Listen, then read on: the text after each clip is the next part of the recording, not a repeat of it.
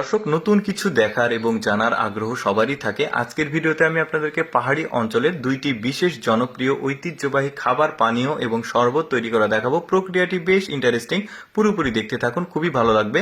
প্রথমে চালগুলোকে সুন্দরভাবে ধুয়ে রেখে দেওয়া হলো। এবার একটা ফিল্টারের মধ্যে সাদা কাপড় রাখা হলো। এবার ওই ধুয়ে রাখা চালগুলো পানি ছেঁকে ফেলে দিয়ে এখন এই চালগুলো ওই বিশেষ ফিল্টারের উপরে নিয়ে নেওয়া হচ্ছে, সাদা কাপড়ের উপরে। এবার গর্ত গর্ত করে দিয়ে ফিল্টারের ঢাকনাটা ঢেকে রেখে এবার এই ফিল্টারের সুইচটা ঘুরিয়ে দিল যাতে এই চালগুলো সেদ্ধ হয়।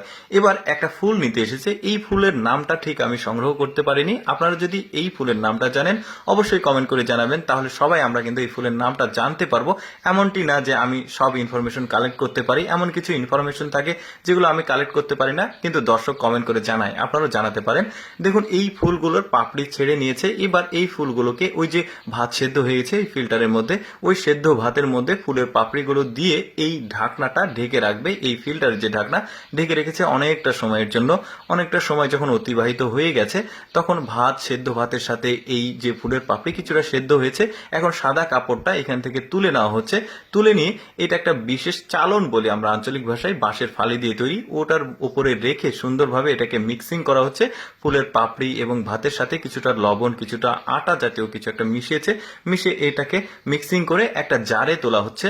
দেখুন একটু পরে এই জারটা কি হয়। তারপরে ঠান্ডা পানি দেওয়া হচ্ছে, দিয়ে একটা লাঠি দিয়ে এটাকে আরো সুন্দরভাবে মিক্সিং করা হচ্ছে। মিক্সিং করে কিছুটা সময়ের জন্য একটা ভেতরে একটা চালন যাকে বলা হয় ফিল্টার, ওইটা দিয়ে ঢেকে রাখলো। তারপরে কিছুটা সময় পর দেখুন একটা আলাদা কালার এসেছে। এখন যে ছাকনা ভেতরে দিয়েছে সম্ভবত বাঁশের ফালিতে তৈরি, ওই ছাকনার ভেতরে সুন্দরভাবে এই পানীয়গুলো জড়ো হয়েছে। এখন পানীয়গুলো এখান থেকে তুলে নেওয়া হচ্ছে। দেখুন কত চমৎকার, এটা তাদের ঐতিহ্যবাহী একটা পানীয়। এই পানীয় তারা রেখে দিয়ে ধীরে ধীরে খাবে। এবার আরেকটা পানীয় তৈরি করা দেখায়, মানে শরবত আর কি। আপেল নিয়েছে, অনেকগুলো আপেল। আপেল সুন্দরভাবে ধুয়ে পরিষ্কার করে একটা পটে নিচ্ছে।